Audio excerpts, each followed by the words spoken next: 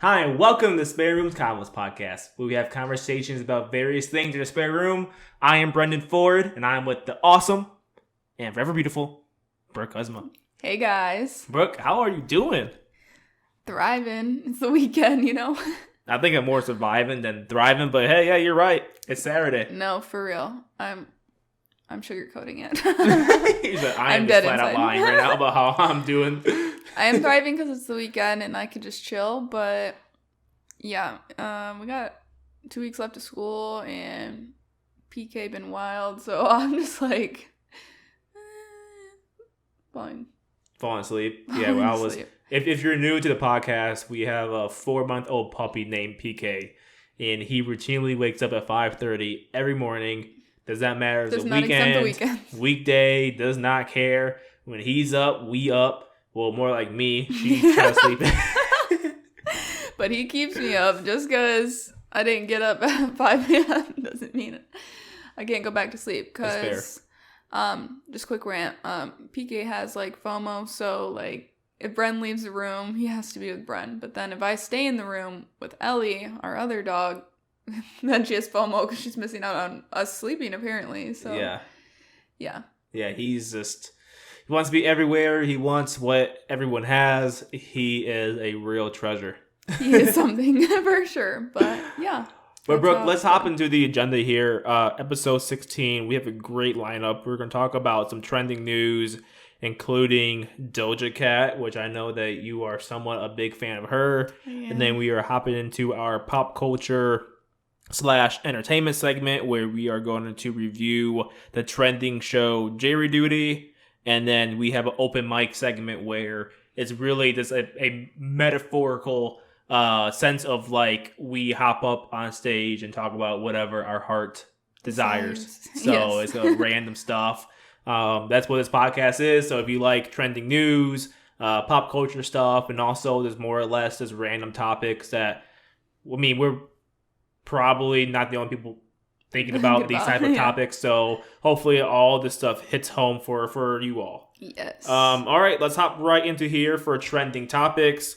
It looks like Chat GPT is old news. So if you're new to the podcast here, we've been talking about the evolution of AI for past, let's call it 6 weeks. When Chat GPT kind of arrived, it took over like the whole AI scene. It's really cool to use it as a search engine.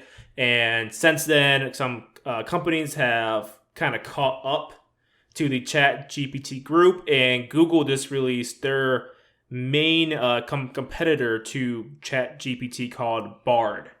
And it seems like it's gonna dethrone Chat GPT because this Bard tool is just an extension to Google Chrome. Oh. Yeah. And Google's huge already, so everybody's Google. Everyone loves Google. Google runs the world almost. I guess either way you look at it, it could be ruins, but they also run the world. I mean, Google is not like an actual verb, so like it was kind of random for a company name to be actual like legit verb now. Like it's weird.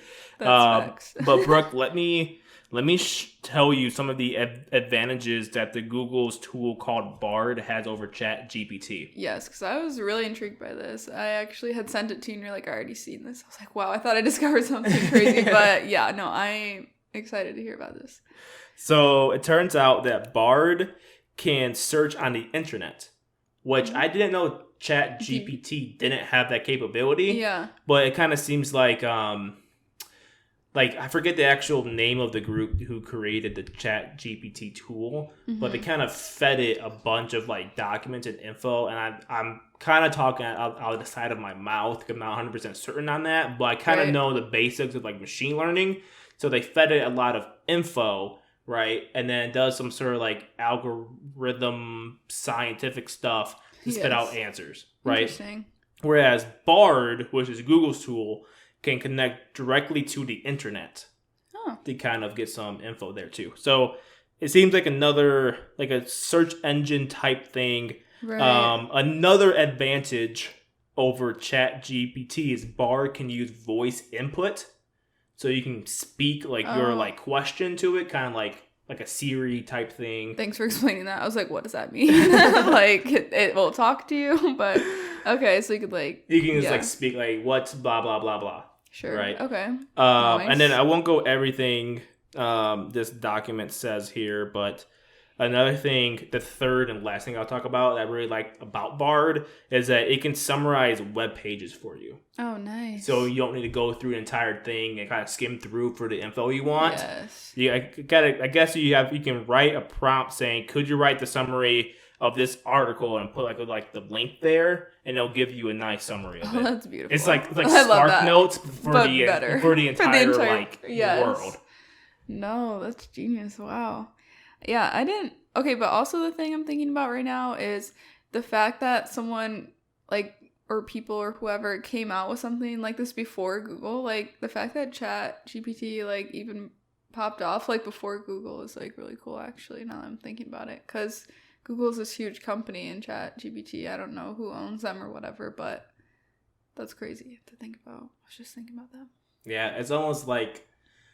I feel like that's also how most things kind of start out, like maybe like a small group, or because imagine like Jeff Bezos, right, when he founded Amazon, it was just a book online it's a web-based store, right, and they're just selling books. Like it was like one and maybe a few other people that he started that company with, but they had that vision to like evolve it, and then like other companies try to follow suit, and that's how e-com kind of boomed and whatnot. So I mean, it is cool to see like the evolution of a lot of tools and products and systems, because like someone just thinks of something and then someone tries to steal it and then boom. Kind of same thing for like fast food. Right. You know, when one fast food chain has like 50 nuggets for like $5, and like every fast food chain, like, they're like, hey, that's actually a good thought. I actually want to do that too. Exactly. The big companies just, like, feel left out. They just gotta, like, take over, too. It's a big copycat thing. For sure. But moving here, just for sake of time, Doja Cat came out, and I'm not sure...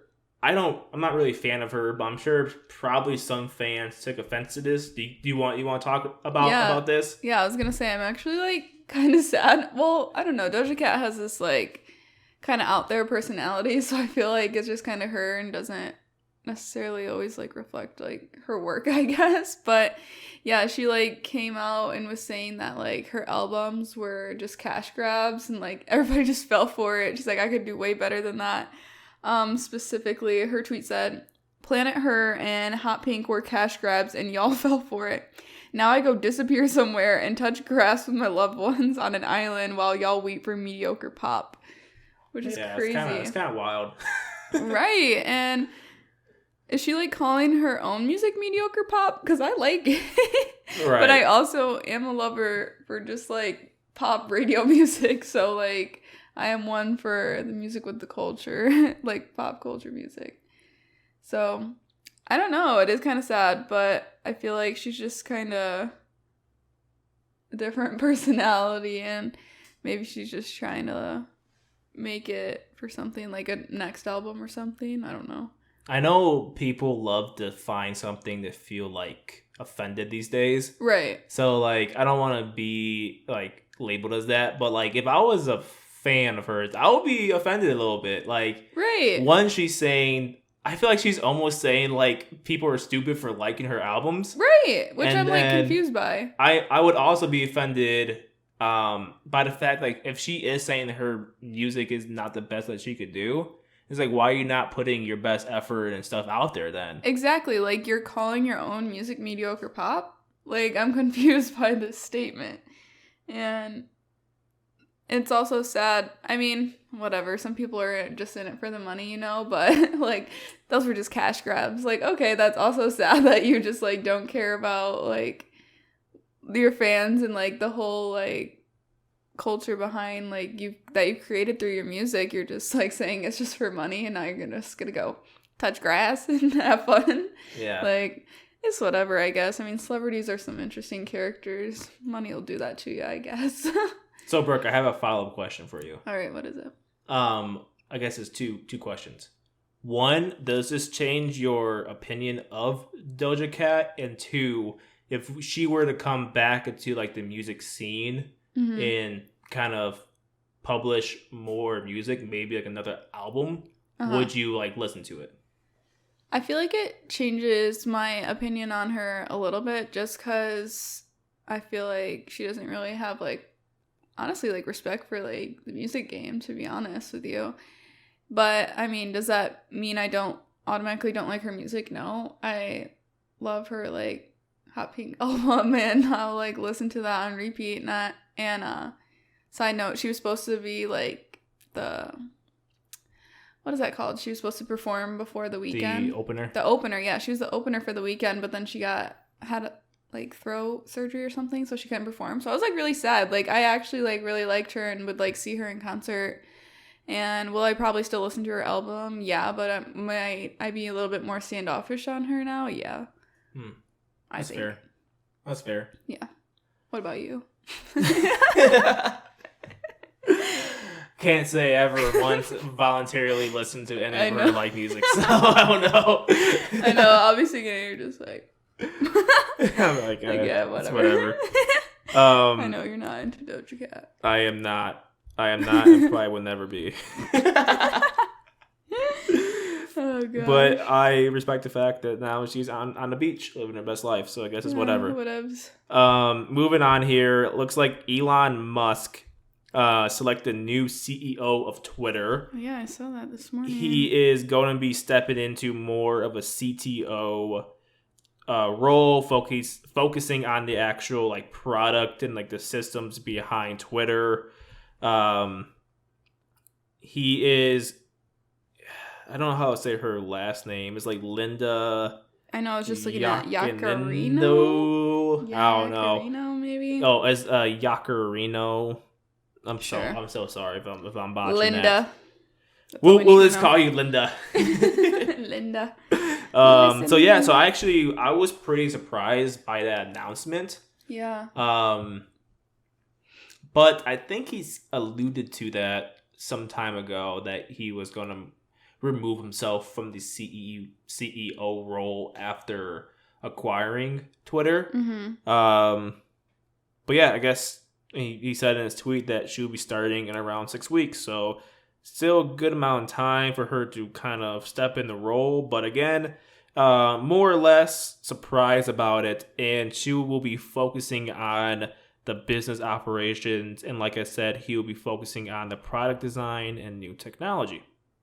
Interesting. So with that being said, do you think Twitter is going to hit the toilet? Or do you think that Twitter will be improved upon? Well, I was actually going to ask you a similar question, which I'll ask after this. To answer your question first, I don't really know. Twitter hasn't been like the thing for me more recently. I was like way more into it like during high school and college, I feel like, but I don't know. Maybe it's just because TikTok has taken over my brain. Like no other app I really pay much attention to. But I was going to ask you, and this might kind of give you my answer a little bit. Do you think it's going to be better that Elon is not in the CEO realm because of how much craze he's caused being CEO? Because I think it might be a little bit better, a little bit calmer. I don't know. I actually like, I almost forget how Twitter was before he bought it. It definitely seems more negative than positive. Right. I like some of the changes he did. Like when he added like the views like metric to like every tweet instead of just like videos. That's pretty cool from like a data standpoint. We can see like easier like how tweets are performing. Yeah. But he did something weird with like the timeline algorithm. Yeah. Like all I see now is fighting videos in like fighting videos. And like every tweet is just full of this like OnlyFans girls is commenting on there, like promoting their like weird stuff. Mine, I don't go on there very often, like I said, but mine has been weird too. Like again, it's kind of like Instagram a little bit where I'm like scrolling. I mean, Twitter's kind of been like this, but just like scrolling and I see like not even anything that's like prevalent to me. Like just random accounts. That's more or less what I'm talking about. I'm like, okay, what is this random, like, tweet? I don't know. It's just, yeah, it's kind of, like, jumbled. I'm like, I don't get this. Yeah. And I guess, like, I don't know what happened. Like, I feel like the fighting videos, so I'm not the only person who says that. Like, it's, like, all the time people are like, are the only thing on your, like, For You timeline just, like, fighting videos? I'm like, yeah. And then like, I guess like the OnlyFans swarm of girls is coming through like every tweet is not really his fault either. They're like trying to self promote their like page. So like I think that's just like a trend with them right now. They just all comment on every single viral tweet. So random. It's so random. But yeah, I think. But yeah, so I guess that's not him. So I gotta give him some like slack there. I think the fighting videos is him though. Like I don't know whatever he like, did to the algorithm, but fight. Like, it's literally like there's so many like Fight Central account or like so random. It's so random, and I swear I've never seen. Well, before it was just like stuff that it was full of content of people that I followed, right? Which there is a following tab. Well, yeah, I was just looking at that For You or following, but my For You isn't even, like, for me. Like, it doesn't make any sense. Yeah. I'm confused by it. I mean, don't get me wrong. Sometimes the fighting videos are, like, funny. But, like, but I don't know how that just, like, popped up in my For You timeline. Right. Yeah. But now it's full of football stuff. So I know. I was like, maybe I'm kind of scrolling online to see what's going on, but, I don't even know what to say, what I see. I got some Taylor Swift. I got spooky season. I've been seeing a lot of that. I'm like, why do I have spooky season? It's not even October. This random guy, I always see posting like pop culture things. Yeah, but I don't know, random. Anyways, but yeah. So I'm not sure how I feel about it. I guess we will see how the move impacts Twitter probably in another like 3 months, right? After she gets in the role and like things get smoothed out when she starts. But yeah, we'll keep everyone updated. Yeah. All right. Moving on to our pop culture and entertainment segment, because we are a segment show here, people. Yes, we are. People. Brooke, do you want to tell the awesome people what we have first on the ticket? Yeah, so I've been hearing a lot of people talking about it, so I'm excited to talk about it. We're going to say our reaction and our review to the show Jury Duty, and we literally just watched it like this beginning of the week, right? It was only like a couple days we watched it. It was pretty quick. I think it's only 10 episodes. It's on Amazon Prime. So to not like give it away or anything, the whole premise of the show is they're quote unquote filming a show about like the behind the scenes of jury duty, and they all think that they're part of this like documentary kind of thing, but the twist is only everyone's an actor except for one guy. So he's like doesn't know anything. He thinks all of it is real. And our boy Ronald is the guy who's on the show. And it's quite entertaining just to like see his interaction and stuff. And there's a real actor on there. What was his name? His name is James Marsden. Am I saying that right? I think so. And like he's pretty popular. They even say in the show he's like in The Notebook, Enchanted, X-Men, right? X-Men, yeah. So like some pretty big films, and like I don't know, it was pretty good, and to see their reaction and everything, or Ronald's reaction mostly to all of them, and he has like no clue. It's hilarious. But what would be your review on the show? So my review of Jury Duty, it's not as high as other people. I would agree. It's good for a reality TV show, but I found myself like not paying attention to it a whole lot. Like it was one of those TV shows where you have on, and then like I found myself like getting bored and going on like Twitter or something. Like it was one of the shows that we watched like as we were doing like work stuff. Like, I mean, there was like some funny moments, but it wasn't like amazing, like how so many people are kind of like portraying it to be. Like, it was the best show ever. And I'm like, was it? I don't know. Like, it was a cool concept. And like, the guy Ronald was like one of the nicest guys ever. And so it was like funny to see his reaction to like some like kind of outlandish things. But Yeah, it wasn't anything that was like jaw-dropping, had my attention the whole time thing. Yeah, I think on a scale of 10, I would give it like a 6. That's what I was thinking too, actually. And then like to your point, I really like the main character, Ronald Gladden.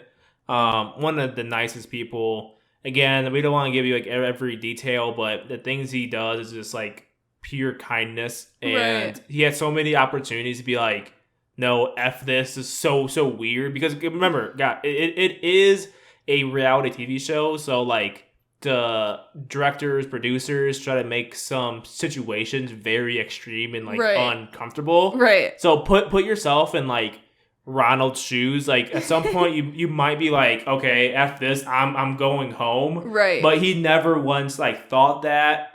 He just was super kind, and like the weirdest there's like the weirdest stuff happening to him. It did not like matter to him. Yeah. And now he's reaping the rewards of it, which he should.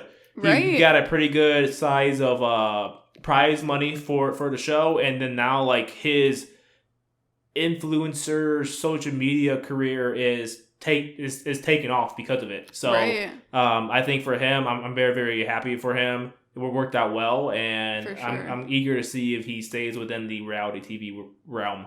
Yeah, I think so too. And to kind of go off of it with this show, we both kind of said we're not sure if this show will be like another season type thing, because we kind of feel like it's kind of over now. Like, you can't really do another one of these scenarios without someone being like, is this fake? Like, is this a fake jury duty thing? So unless they're like some sort of mastermind behind like getting people to fall for it, I don't know if it will be another season.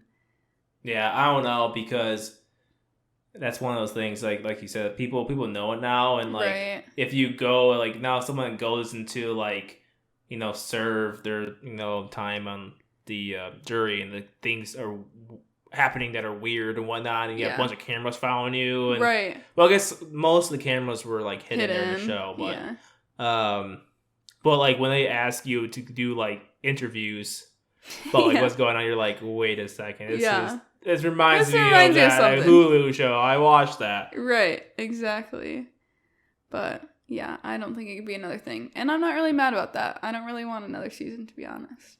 Yeah, I think it's a good one and done. I think so too. Type thing.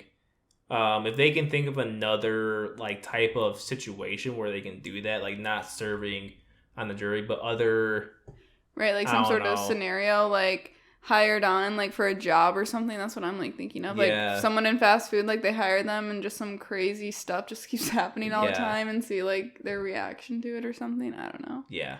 But I don't know. I'm satisfied with it, but it's not crazy. Yeah. To me. Same here. Quick pivot to our next topic here on our ticket for pop culture and entertainment. I'm actually surprised how well I like this show. Mm-hmm. It's on Netflix. If you haven't heard of it, it's called Selling Sunset. Yes. It's I don't know why I like it, because it's full of this like drama. I think I like the whole real estate part of it, where they show those like massive homes, and it's like, wow, this stuff is actually out there. Come on, you like the reality TV part of it. I do get sucked into the actual drama. I got him in. I think I actually started watching it, and then you're like, what's this? But no, like the real estate part is interesting too, but I am here for the drama too. But yeah, so that show is returning for its 6th season on May 19th, so about a week away. I'm excited. Brooke, that leads me to my first question about this. It might be my only question. All right, let's hear it. Actually, what are you looking forward to most this upcoming season? Oh my gosh, I can't even remember what like last happened. We might have to do a little recap or something, but I don't know. I'm just always open for the drama. I know it'll be probably a little bit less, because isn't her name Christina, right? She's not on the show anymore. I think it's Christine. Christine? Yeah. You're probably right. I think she's returning to the show. Oh, is she? I think so. Okay, well then maybe. I don't know. She always like starts the drama, so I'm like, it might not be as much. But I don't know. There was like a lot of changes going on, and I love Heather, who's in the show, and she just had a baby and stuff. So I'm excited to see all that. And I know there was some like love with Chriselle and Jason. Mm-hmm. So I don't know. I'm just kind of gonna see how this goes. What are you looking forward to? Yeah, I hope Christine. I think I'm right. I think she is returning, and I'm most interested in that aspect just because she is like they try to play her as the actual villain, right. So like they have a lot of drama there, and she's supposed to come back and like kind of reclaim her spot as the top agent in that group. Oh, goody. Which I hope I'm not spreading misinfo, but I think that's what is going. I think that no, you're I think probably that's right. What's happening. It sounds like something she would do. And she just had a kid towards the end of season 5, yeah. I believe. So no, it's really cool dynamics that need to play out, and I'm really intrigued to see all those huge homes too. Yeah, same. They always look like crazy. I would just love to just like walk through them and be like, okay, this is crazy. Yeah. Well, here's this $20 million house. Right, cool. Exactly. Just casual. But Brooke, let's move on to our last segment of the show. This is my personal favorite because I like talking about this random stuff. Same. This is our open mic segment, and Brooke, the floor is all yours. Floor is here, and we know everything that I like to talk about because it's my personality trait is teaching. So I got another teaching story for us. And, well, not really story. It's more almost kind of like advice. You know, as a teacher, these kids be crazy, and sometimes they try to get under your skin a little bit and, you know, try to see how far they can go with you. So to start, and why I have this advice is because this last month, I've been giving my students, instead of like a reading log, we normally do a reading log for like homework. They have to read like 20 minutes a night. I'm giving them like a reading challenge, like, oh, go read in the kitchen or read with your stuffed animal, blah, blah, blah, whatever. And I have like the dates, like one for each day. And literally, okay, random in the middle of math, you know, because it's very important during then. My student is bringing it up, and he's like, yeah, I saw on the reading challenge you spelled Wednesday wrong. And I'm just like, oh, did I? Like, no emotion. Like, you can't be fazed. Even though I'm like, oh my God, that's embarrassing. Mm-hmm. Like, you can't be fazed by that. And he's like, yeah, you, like, left out the, like, N or something, or the D. One of the two. And I was like, oh, okay. Like, whatever. Like, you could not let them know that hurt you or something like that, because they will hold on to that forever and know that they got to you. You just have to play it cool. Otherwise, they will get to you. So, yeah, you just got to be like, okay, whatever, and show that you don't care. I mean, obviously, I care about other things, but not my typo. Yeah, like, that seems kind of... It's not a big deal, but to little kids, it is. Like, you were right about that with the whole kids thing and hold on to that. They're like, you remember when he spelled that wrong? You got mad? And like, what are you talking about? That's why you just got to be cool, because like, otherwise they will bring it up like every day. That is funny. Yes. So, advice: don't let them get to you. Just stay cool. Stay cool in situations. Brooke, do you have anything else to add, or is that it? It's basically it. Just let the kids be the kids and don't let them get under your skin. That's funny. That's about it. That's good. What you got for the open mic segment? So, we saw Guardians of the Galaxy Volume 3 last weekend. Yes. And I've been this, like, for some reason, it hit me. I triggered you from that. It hit me hard. Yeah. And it made me think about this, like, life in general. And whatnot. Like, I don't know why. I've just been, like, thinking hard about it for the past, sorry, I'm like, laughing. week or so. You're trying to be serious. No, it's really a funny thing, actually. It's okay for you to laugh. Okay. What? So it made me think, like, the more general question is, like, how do we make sure that we're getting the most out of life? Because, like, watching that movie and, like, other stuff, like, we already knew this, but life could be so fleeting. That movie, first off, gave, like, so much emotional damage. So that's what I'm saying. Like, I'm torn from it right now. Like, it's literally a Marvel movie, but, like, that messed me up for days. So that's what I was thinking. I'm like, damn, like, how do we make sure we're getting the most out of this like thing? It was so sad. Like, some parts were so sad, and like, I don't want to give spoilers for those that haven't seen it, but like, I don't know. It's like, dang, like this is crazy. Like, yeah, we're on a floating rock in the middle of the universe. Like, literally. So how do we make sure? And like, I don't know. I guess we don't really have to like go into details, but like that's kind of like the more general question, right? Kind of that I've been kind of like this like pondering on throughout the week is like, we only get one life. How do we make sure that we're getting like the most out of it? Yeah. No, I feel that. And to kind of answer it a little bit, because it kind of is like, I feel like you can talk for hours about this. It's one of those types of questions. But I feel like something recently that like we've also kind of talked about is just like to get the most out of your life and what you want in your life. Like just do you and quit being fazed by like little stuff. Like if something makes you mad or like you like straight up don't want to do it, like don't. Like that's how I feel like with life, like being so busy and being stressed, and like something comes up and I'm like, I don't want to do that, so I'm not freaking gonna do it. You know what I mean? Or like someone's annoying, okay, delete them. Like I really don't care like if you're in my life or not. And just kind of surrounding yourself with like the people, because that movie tore me up and just kind of does show you like surround yourself with the people that like you care about most, because like we are just on this floating rock and like only live for so long, and it scares me in life. But just like doing what you want, what makes you happy. I mean, it sounds so general and like la-di-da or whatever, but it's like facts. Like the more you think about it, like at the stage I'm at right now, if I don't like it or like it's annoying, bye, to be honest. That will make my life feel better. Yeah, I actually love that answer.